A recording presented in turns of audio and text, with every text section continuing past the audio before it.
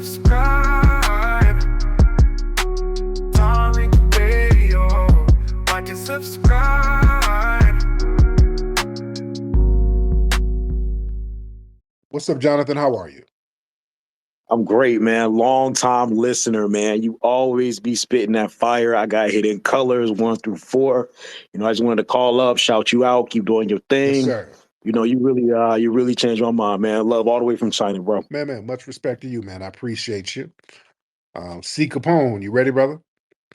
Let's do it, my brother Tariq, man. Once again, the keeper of the code. I appreciate all the work and love you, brother. Yes, sir. And yeah, that power is important. We gotta wield it. Everybody worried about you being a leader, but it's kings in every part of this Oh, lineage. yeah. So we just gotta keep their foot on their neck. You know what I mean? Get this reparations going, and we need FBA faces in high places. All And I day. land on that. My man, thank you so much. Let's get Malik in the building. Brother Malik. Tariq, what's going on? How you doing? I'm good, man. How are you, sir? Pretty good, man. Long time listener. Just finally made a Twitter account, Oh, cool. so I could go ahead and tap in and give you some things that I see. I don't know if you heard. Do you remember a few months ago? I think you covered a story. There was that black brother that was shot at by a father and son, that FedEx driver. Yeah, didn't they let those guys off? Dismissed the case with prejudice. I want to bring the attention to that. Our black folk.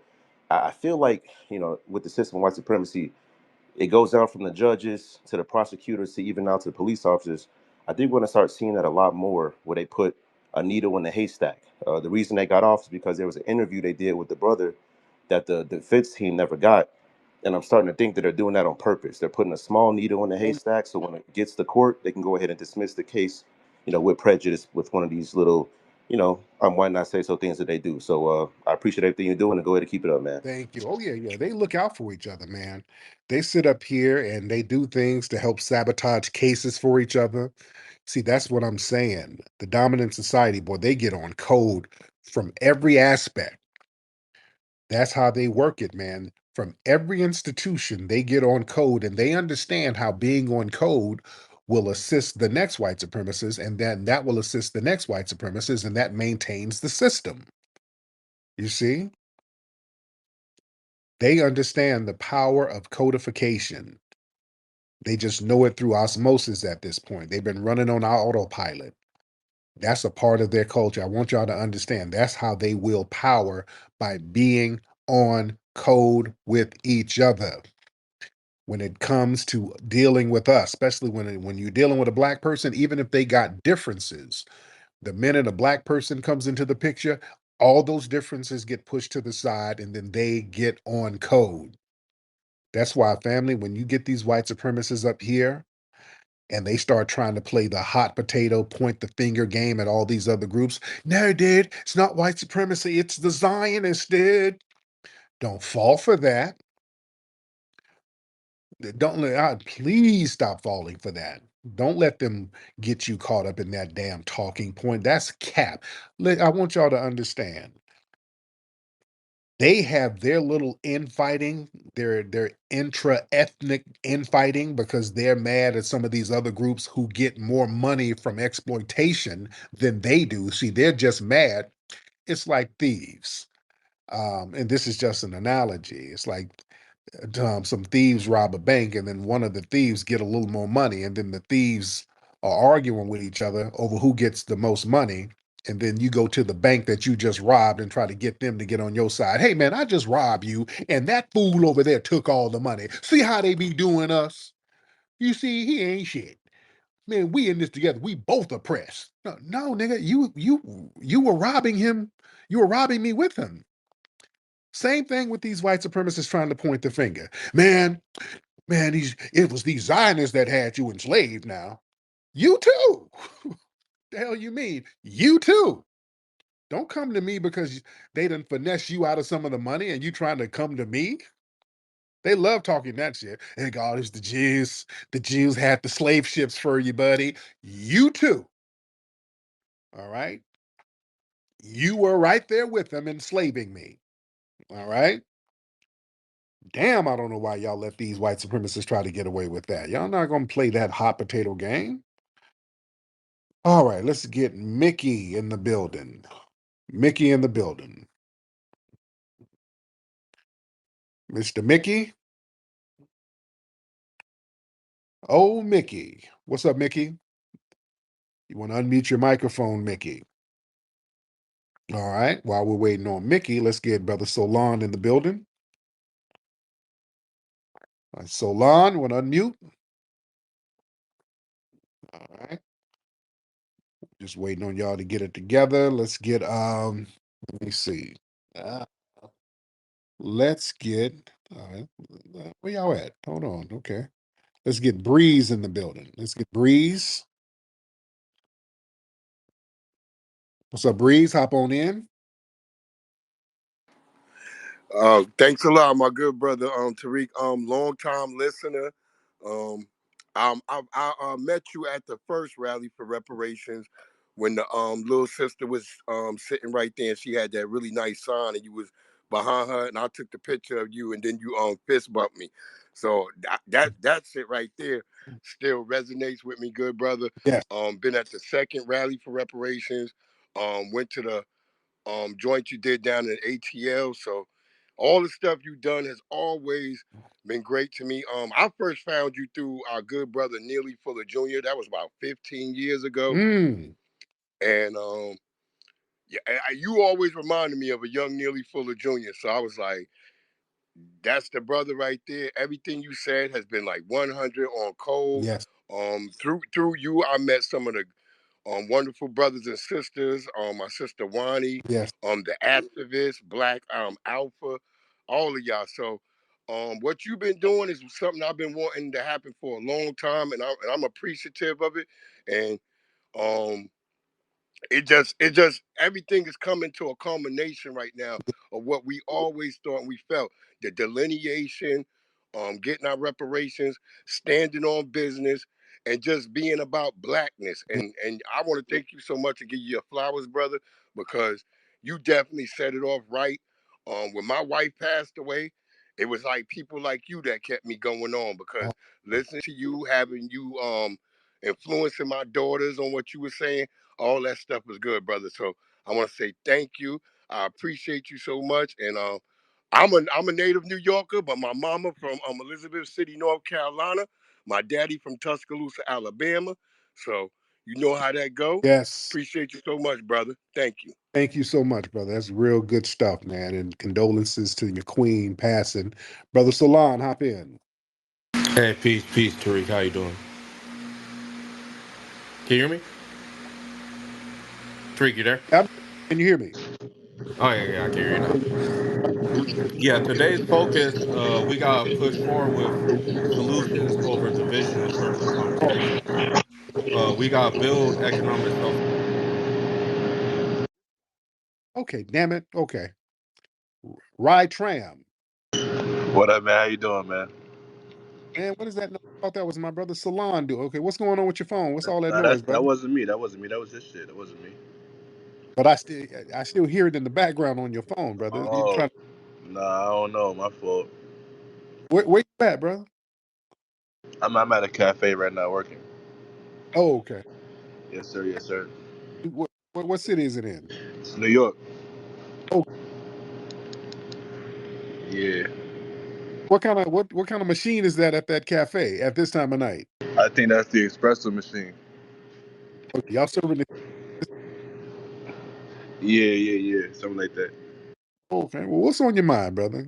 Nah, I wanted to say thank you because you helped me out a little while ago. I had a little viral moment. I had slapped up some Indian on a bus, and you retweeting this shit. It kind of helped me get out of it because some people saw it and like helped me out and shit when I got out of it. But it only went so viral because of you. If not for that, they would have been able to railroad me. So thank you for that, helping me out with that for sure, for sure. Okay, I don't remember, but that's interesting. Yeah, you helped me out with that. It was some racist Indian was on the bus calling black folks niggas, and I had slapped them up and whatever.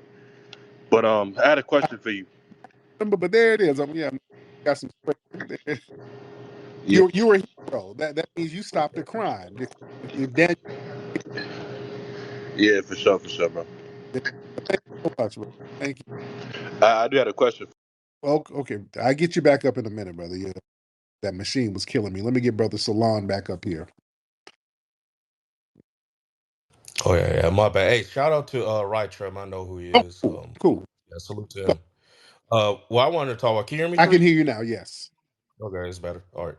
Yeah, today's focus, we should be pushing forward with solutions over division by building economic self-sufficiency through our businesses while addressing systematic challenges through nonprofits or think tanks or different type of, let's say, political action committees that we should have. We're emphasizing delineation, not to divide, but to ensure that our solutions specifically uplift foundational Black Americans. So long, it's about moving strategically while staying true to who we are. So, what are your thoughts for balancing like different businesses, like what you have, and if you have any nonprofit initiatives to create any sustainable impact while maintaining cultural integrity and unity within our community, Tariq? Good question. Very good question. Now, because yeah, we should maintain unity and cohesion and not let people trick us with this whole thing about us being divisive. We're not divisive because we are recognizing our lineage and we want to empower our lineage first.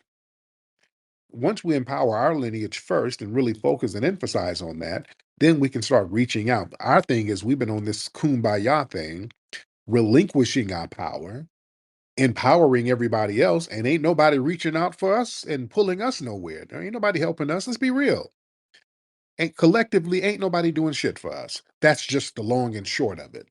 They look out for their groups. Okay, fine. We don't say you're divisive. If you're going to look out for your group, that's fine. When we look out for us in our group, all of a sudden everybody wants to cry foul and yell about how damn divisive we are. You even have people from our lineage screaming it's divisive because they're so damn used to caping for everybody. You think it's normal. You're not supposed to cape for everybody else first.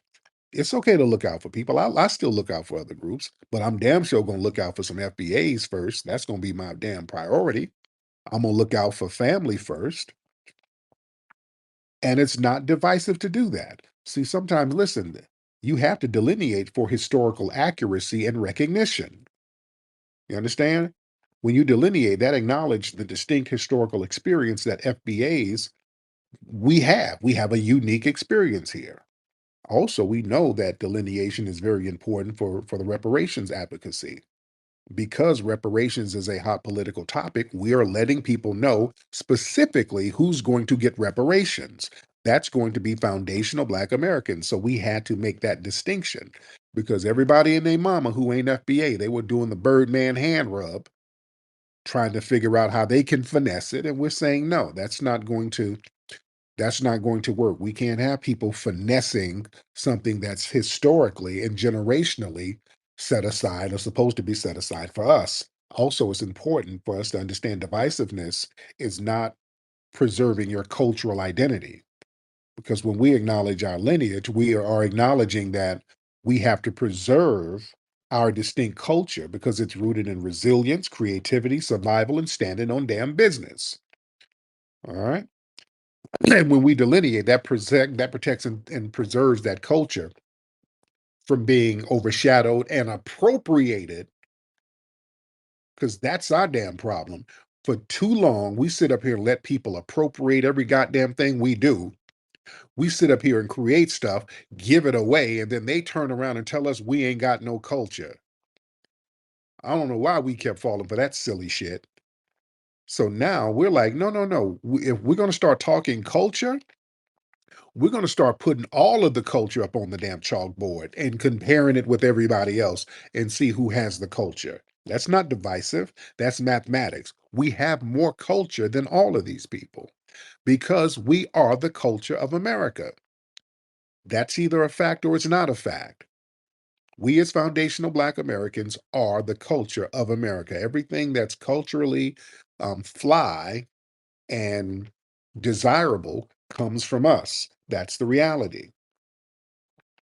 Also, another thing, man, our ethnic classification, that's not division, just identifying us as a distinct ethnic group.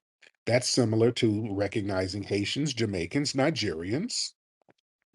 The classification, it fosters respect for cultural differences without diminishing solidarity. Let's be clear. We're not against anybody. We never said we're against anybody. We don't go around saying we hate other groups. We don't.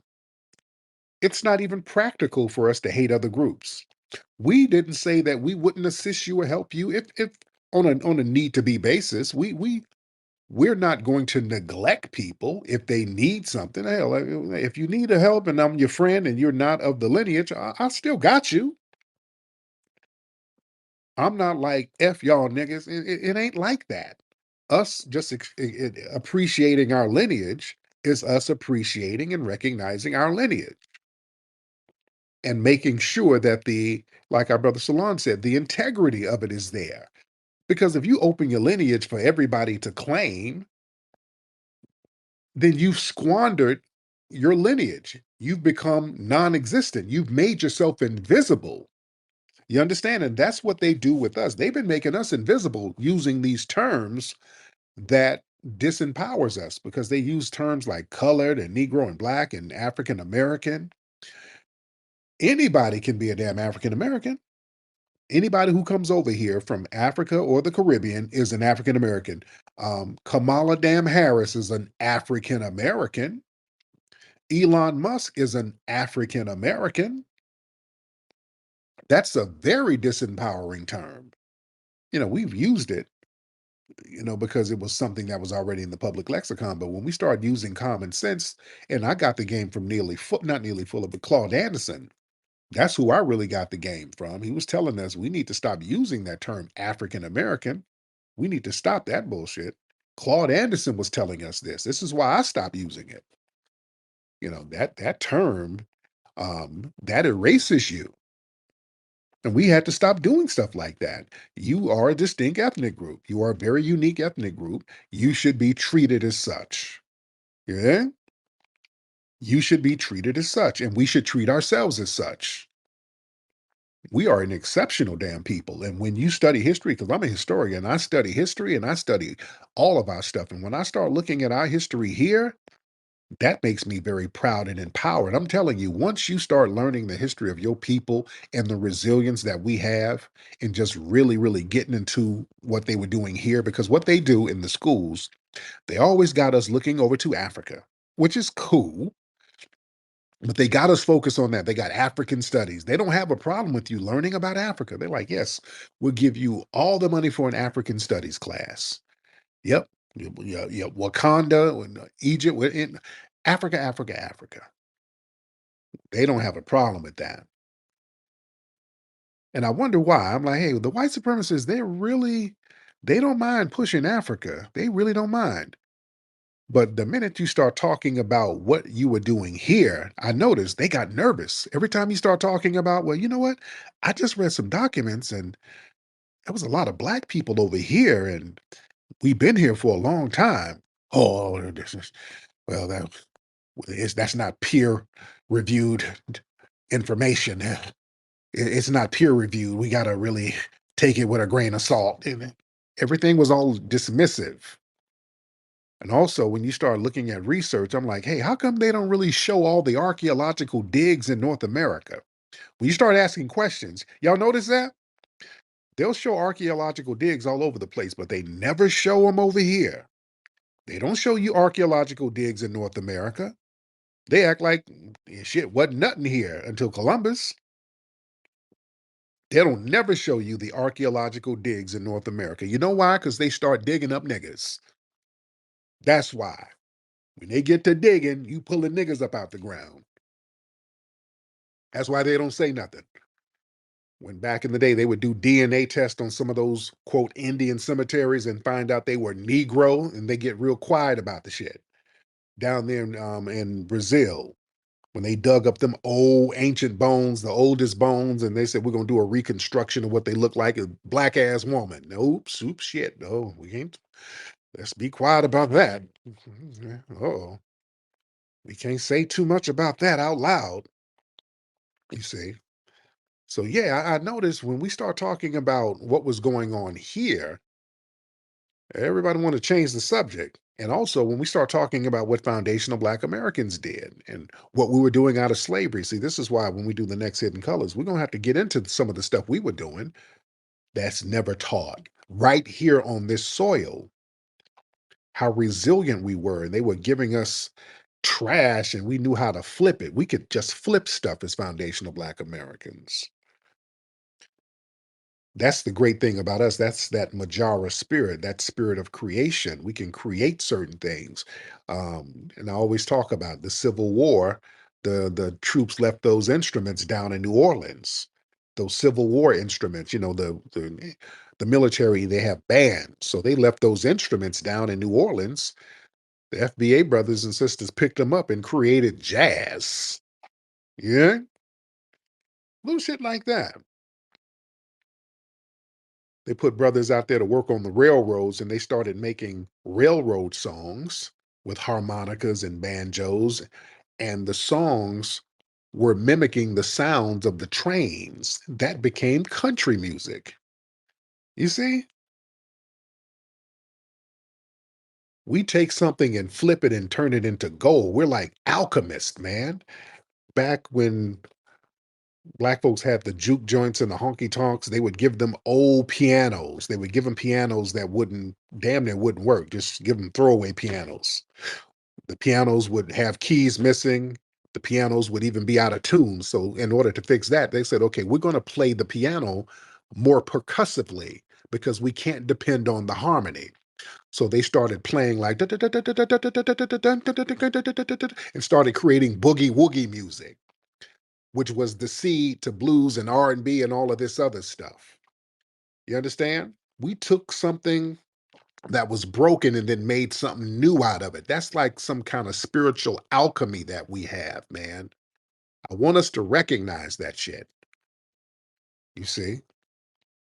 And we just keep doing that over and over again.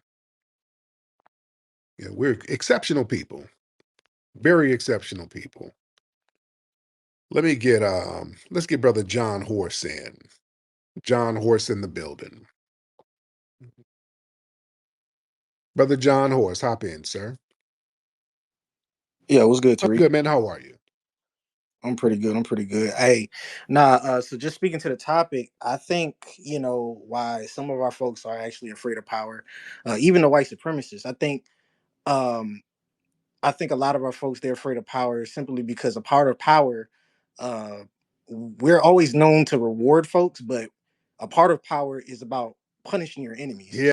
And I think a lot of our people, we're just so not used to punishing people that harm us, and it's just something that kind of you know throws us off. And I think, as of right now with delineating, we're slowly starting to understand how that kind of works. And the white supremacists and all their minions, they have a problem with that because they're just so not used to us really really just putting our foot down and just politely just saying the word no. Right, exactly. And yeah, and also the punishment thing. They're very terrified of that because that's something that's like a nightmare to them because they know what they've done to foundational Black Americans. So in the back of their mind, there's going to be like a big retaliation one day. They sit here damn near fantasizing about the retribution. That's why the fade in the water in Montgomery scared them so much. Remember the Montgomery situation? When all them brothers popped out of the water out of nowhere when they least expected it and start whooping down on them white supremacists? The white supremacists around the nation, that had them shook. I want y'all to understand that. Because of a couple of reasons. It had them shook. One was because most of the people were not punished for doing so because they were actually justified. They were justified in defending the brothers who were getting jumped on by them white supremacists. So they couldn't really go out here and trying to punish people. They tried to throw some brothers in jail, but yeah, the grassroots made sure many of them got up out of there. Also, because it just popped out of nowhere. It was something that was extremely spontaneous. It wasn't planned. It wasn't like people had a meeting. Just like osmosis, everybody got on code at the drop of a hat. That's the scary part right there. All them people who did not know each other got on code against them white supremacists and start whooping down on them. Now, I lived in Alabama. I grew up in Alabama. I'm used to seeing that. All right. That's how they get down. You know, but the rest of the country, that kind of shocked them to a certain degree. They're like, oh, damn. How many of those Negroes are like that out here? How many do we have those? How many are out here like that? Oh, God. Are the black people at my job like those people? So they want to know. They went to work asking questions. Did you see the Montgomery thing, Shaquita? How'd you feel about it? They're trying to test your temperature. They didn't, they felt a certain way about that. They felt a certain way about that, family. Discover the heart of our history at the Hidden History Museum in Los Angeles. Now open with new weekend hours, Thursday through Saturday from 11 a.m. to 4 p.m. Located at 2131 West Jefferson Boulevard in Los Angeles, our museum showcases the brilliance and ingenuity of foundational Black American culture, along with the richness of global Black culture. Come in, explore our displays, and shop for books, films, and other unique items that celebrate our legacy. Also, be sure to look out for our popular special events. For more information, visit hiddenhistorymuseum.com.